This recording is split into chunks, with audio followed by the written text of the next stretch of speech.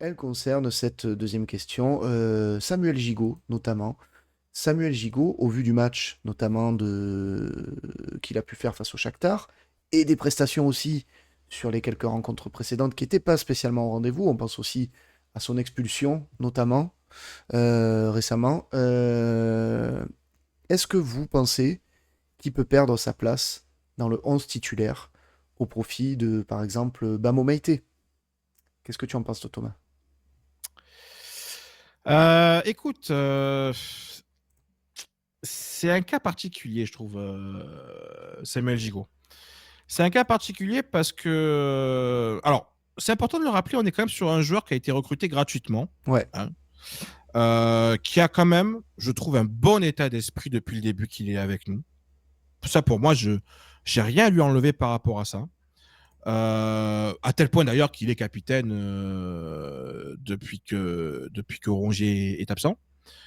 Donc c'est quand même un signe, hein, tu vois. Je veux dire, il est respecté dans le vestiaire. Enfin, respecté. Je sais pas s'il est respecté, mais en tout Mhm. cas, voilà, il est considéré dans le vestiaire. Maintenant, j'ai envie de te dire, c'est sans doute ce statut de capitaine qui le sauve actuellement. Et qui fait qu'il est encore titulaire, on va dire, indiscutable, mais peut-être de moins en moins. Parce que, je vais pas te mentir, moi aujourd'hui, la défense centrale idéale, c'est Mbemba axe droit, c'est Balardi axe gauche et c'est Meïté en stopper. Mhm. Moi, pour moi, aujourd'hui, Gigot, il est sur le banc. Et alors, ça reste à notre niveau, mais quand on regarde les notes que l'on a données depuis le début de la saison à Mbemba, Gigot, Balerdi et Meïté, alors même si Meïté a un volume de match un peu moins important, Gigot est le moins bien noté des quatre. Ah ouais, Voilà. il a Ah oui, la, oui. il a moins bonne moyenne. Balerdi a la meilleure moyenne. Enfin non, Meïté a la meilleure moyenne, mais il a moins de matchs joués, Oui, donc ouais, donc. voilà, il a 5,56. Balardi est à 5,40. Mbemba est à 5,38 de moyenne. Et Gigot est à 5,07. D'accord. Il y a une vraie différence, hein. Ouais. Il y a une vraie différence. Et il paye Euh, aussi beaucoup son expulsion face à. J'ai plus le match en tête. il paye son expulsion face à Brest, Face à déjà. Brest, oui, évidemment. Il paye aussi, je trouve, des blessures par-ci par-là. Ouais. Il a encore loupé, tu vois, en championnat, il loupe Toulouse, Le Havre, Nice, Strasbourg, Monaco pour suspension. Il avait loupé Brighton, le match aller. L'AEK et le Brighton match retour, il était sur le banc. Voilà, il a Ça loupé fait des beaucoup. matchs. Ça fait beaucoup. Ça fait beaucoup pour Samuel Gigot. Donc, c'est vrai que moi, j'arrive à un stade où je me dis que est-ce qu'on est véritablement sur aujourd'hui le titulaire indiscutable? Non. Non. J'ai toujours pensé que Samuel Gigot, c'était un niveau bon défenseur Europa League depuis le début. Il confirme. C'est un bon défenseur de niveau Europa League. Mhm. Mais par exemple, Meïté, pour moi, est déjà un bon défenseur de niveau Europa League et il a par contre un potentiel pour être un très bon défenseur, voire un bon défenseur de niveau international, niveau Ouais. Ligue des Champions. Gigot, il a connu une première partie de saison plutôt bonne, régulière, où finalement, il était bien, hein, on le disait, hein, Gigot, heureusement qu'il était là, etc. Mais là, je trouve que depuis maintenant quelques matchs, on baisse son niveau. Il est plus nerveux aussi. Il est. Ce rôle de capitaine, est-ce que vraiment ça lui met pas trop de pression? Voilà. Je me pose des questions par rapport à Gigot et je suis de moins en moins serein quand je le vois sur le terrain, pour être tout à fait franc avec toi sur ce cas-là. Ok. Je prends un peu vos commentaires. Je vois qu'il y a beaucoup aussi son comportement qui ressort. Alors, c'est vrai que cette question, elle est intéressante. Gigot, titulaire ou pas titulaire, indiscutable en tout cas, c'est compliqué d'y répondre, je pense. Euh, Moi, alors, je dirais que dans une défense à 3, oui, mais... enfin, pardon, moi je pense à Bamo Meïté derrière. Tu vois, de le remplacer pour Bamo Meïté dans une défense à 3, oui, mais pas dans une défense à 2. Je m'explique. Pour moi, Meïté, il bénéficie énormément de l'expérience et des conseils sur le terrain de ses partenaires. Et je sais pas si tu as bien vu sur le match face au Shakhtar, notamment, ben, Gigot prenait sans arrêt la peine d'aller féliciter Bamo à chaque Bien intervention sûr, bien sûr. réussie ou d'aller lui donner des conseils si besoin. Et si c'est pas Gigot qui est là, ça sera à ce moment-là à Mbemba de le faire.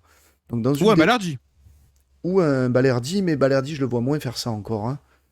Oh, Moi, pour pouvoir prendre la place de Gigot vraiment définitivement, Meite il doit encore un petit peu progresser. Et pour se sentir à l'aise dans les meilleures conditions possibles, la défense à 3, c'est ce qu'il y a de mieux pour lui. oui. Si je devais faire un choix, je validerais peut-être du coup une défense à 3, Mbemba, Meite, Balerdi. Par contre, si on a une défense à 2, je mets plutôt du Mbemba, Balerdi ou du Mbemba, Gigot. La question va se poser parce que contre Montpellier, il n'y a pas Klos, hein. Il n'y a pas Klos. Donc, Et effectivement. la question va peut-être se poser quand même, hein, parce Et ouais, que tu mets qui en piston c'est ça. droit? Sachant que Murillo n'est pas là. Alors, Murillo, on ne sait pas. J'ai une petite idée, mais bon, je ne sais pas si c'est faisable. C'est peut-être Ismail Assar. Après, Pourquoi pas? on Mais sinon, va, on va parler aussi, on va rebondir sur le commentaire de notre ami Kofi Musical qui nous a posé la question. Euh, Est-ce que le rôle de Capitana que joue Gigot est essentiel sur le terrain? Moi, j'ai pas l'impression, honnêtement. quand tu dis essentiel, c'est-à-dire. Bah, est-ce qu'il a un vrai rôle de capitaine? Moi, j'ai pas l'impression. C'est un joueur de caractère, ça c'est certain. Mais un leader, Bon, j'en ai, on l'a vu à la fin du match. j'en ai pas spécialement l'impression. Moi, c'est pas une critique, hein, car pas tout le monde ne peut être un leader, hein, mais je pense que on peut se passer du fait d'avoir Gigot comme capitaine. Après, est-ce qu'il a la légitimité pour être capitaine aujourd'hui? Pas indiscutable.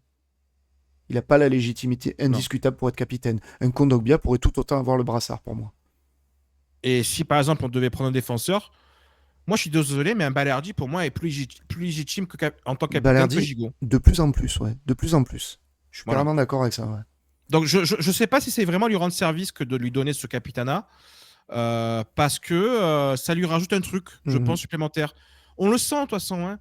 Dans ses interventions, il en fait trop. Il en fait trop. Il fait 2 fautes dans le match, c'est 2 jaunes normalement, hein. Et ouais. Et Donc, ouais, oui. je veux dire, c'est. Puis à chaque fois, c'est une boucherie, quoi, hein. Donc, non, je pense qu'il aurait besoin peut-être un petit peu de refaire un petit tour sur le banc. Alors après, mentalement, ça peut aussi le mettre en difficulté parce que je pense que Bamo Meite, si tu lui laisses 4-7 matchs enchaîner à un poste de stopper, Ça va être compliqué. tu lui reprends plus la place, à mon Ouais. avis, hein, honnêtement, hein. Donc à voir, à voir. Mais c'est vrai qu'aujourd'hui, À voir aussi le parce que statut de Gigot, d'indiscutable, moi je le remettrai en question. par rapport à Maïté aussi, attention parce qu'il y a Gassé et faire jouer les jeunes, ça lui fait pas spécialement peur, hein. On l'a vu lors du dernier match, il a Ouais. fait rentrer Soglo. Mais ça va être Gassé pour moi la clé, hein, par rapport à Maïté parce que rappelons-le, il n'a pas convoqué à la CAN. Il n'a pas convoqué, mais il le Et, connaît. et en plus, Il le connaît. ils l'ont remporté cette CAN. Donc Oui, oui, oui. j'espère que Meite, il garde pas trop de rancœur par rapport à ça envers Gasset, Non. parce que ça pourrait lui porter Il, préjudice, hein. Bon, il était dans, il l'a fait il, jouer là, donc il était dans la présélection. Il ouais, était présélectionné.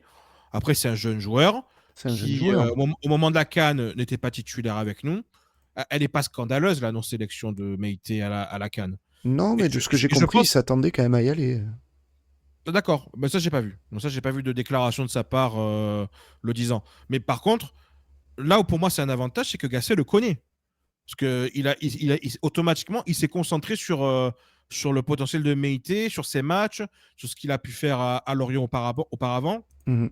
Donc, il le connaît bien. D'ailleurs, Gasset, là où c'est aussi, petite parenthèse, mais là où c'est intéressant aussi l'arrivée de Gasset, c'est qu'il a quand même, je pense, une connaissance des joueurs africains qui est quand même hyper intéressante parce que de par Mhm. son rôle et son boulot de sélectionneur de la Côte d'Ivoire, il a été obligé de évidemment voir les joueurs ivoiriens, mais de voir une palanquée d'équipes africaines, les Sénégalais, les Marocains, etc. Il les connaît, hein.